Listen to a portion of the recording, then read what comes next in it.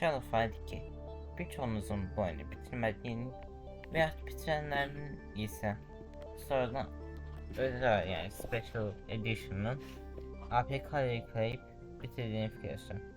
Çünkü oyunu pulsuz oynayarak kurtarmaya çalışsanız oyun bir neçə həftə bir 100 saat kim bir şey çekir.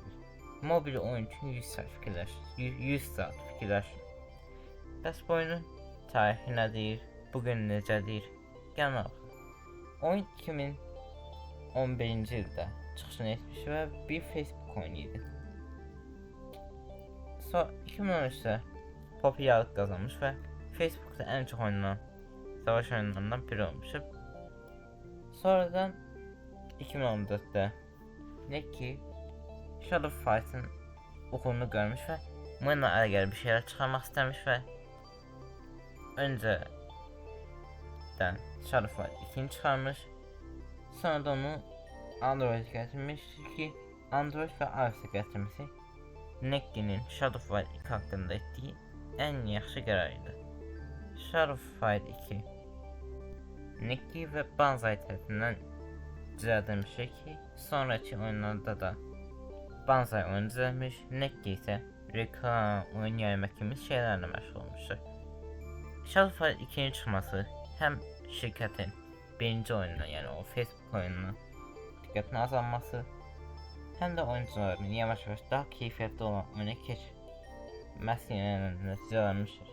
2015'də Shadowfight 1 Facebook səhifəsindəki, yəni onun olduğu Facebook səhifəsindəki yaşanan bir problemdən ötürü bir sıra yerine bağlanmış, sonra yeni açılmış, sonra da ise problemi bağlanmışlar. Bağlanmadan önce ise oyuncuya 9000 ruble verilmiş. Oyuncu sayısı o ruble'da bir şeyler edebilmek için daha çok vakit istemiş. Sonra oyunun bağlama vakti biraz ertelendikten sonra oyuncular ruble'larını xərcləmiş və sonradan ise oyun bağlanmış. Yani Shadowfight 2 Neki'nin bu kadar büyük olmasının əsas səbəbidir və Shadowfight 2 şirkətin dönüm nöqtəsidir ki mobil oyunlara baxanda pul qazanma biraz mümkünsüz görürsən, çünkü yani narasın pulla eləsin o dövrdə, yəni pullu oyunların, pullu mobil oyunların həyatda qala biləcəyini çox da fikirləşmir. Çünki oyunlar uşaqlar oynayır və nə arasın isə reklam qoysan, yəni reklam qoyanda nə olur? İnsanlar internetini bağlayır və oyuna sənə pul qazandırmadan davam edir. Neki buna biraz yani pis, yani olar şey yaxşı, amma bizim için pis bir şey bir çözümlə gəlir. Neki oyuna enerji sistemi. Enerji sistemi nədir?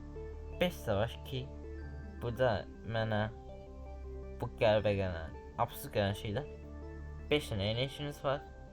Hər 5 maç üçün bir dənə enerji lazım. Yəni savaşı qazanmanızla udulmasına hiçbir önemi yoktur. Savaşırsansa enerjin gelir. Ki bu da ne olur? Enerjiniz bitenden sonra ya saatlerine o enerjinizin geri gelmesini gözlüyordunuz, ya pul verirdiniz ya da reklam istiyordunuz. Ki o da ne ki pulun kazanıyor. Oyun özüne məxsus stiliyle biraz oyuna çıxırdı. Hem o dövrlərdə Mortal Kombat kimi, yani mobilde oyunlar yok.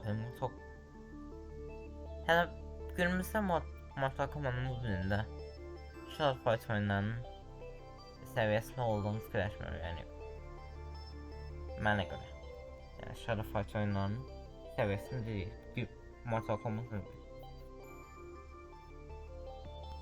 Hər neysə mövzudan sapdıq. Nə deyildim? O dövrdə Mortal Kombat kimi bir mobil oyun çox da olmadığı üçün və keyfiyyətli oyun olmadığı üçün Shadowfight öne çıxmışdı.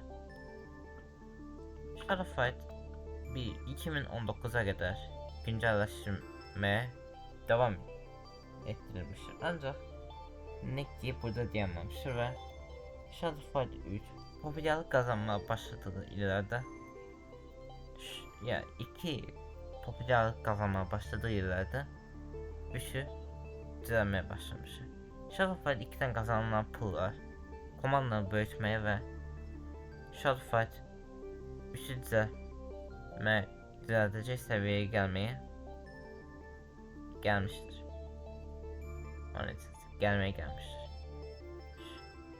Shadowfight 3'ün yani düzeltilmesi en çetin şey 3D grafikalarıydı.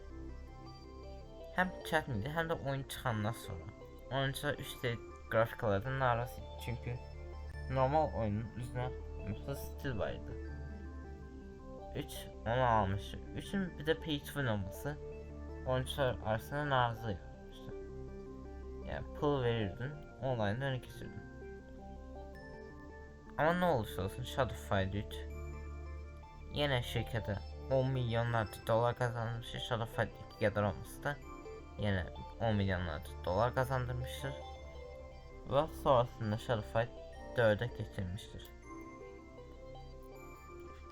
Shadowfight 4 aslında Shadowfight Arena denilen hikayeyle bağlantısı olmayan yani online bir Shadowfight 12 çıkartacak ama sonradan oyun hikayeye bağlılar ve içine bir çıkış elemeye karar verdiler ki helde erkenleşmektedir.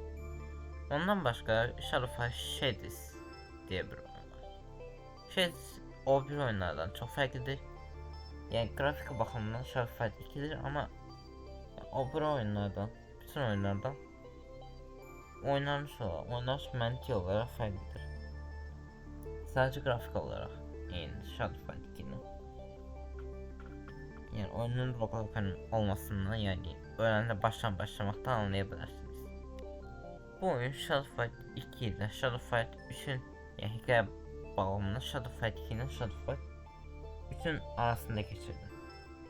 Neki'nin yani Shadowfight hakkındaki gelecek planları nedir? Yani o çok da bilmeye olmasa da tahmin edebiliriz.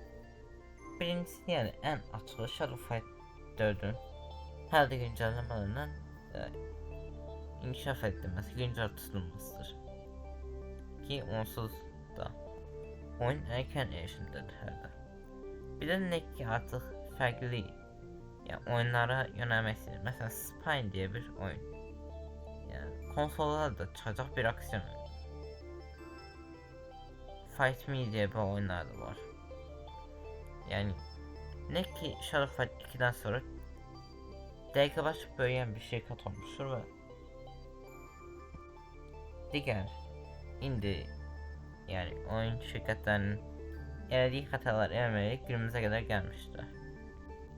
Ama problemsiz de değildir. Mesela Shadowfight 4 hakkında birçok şikayet var. Hem internet bağlamında hem de oyunun Shadowfight 3 yani oksal bir şekilde pay to win şikayetler var. Her şirkette olduğu için bu arada problemler var.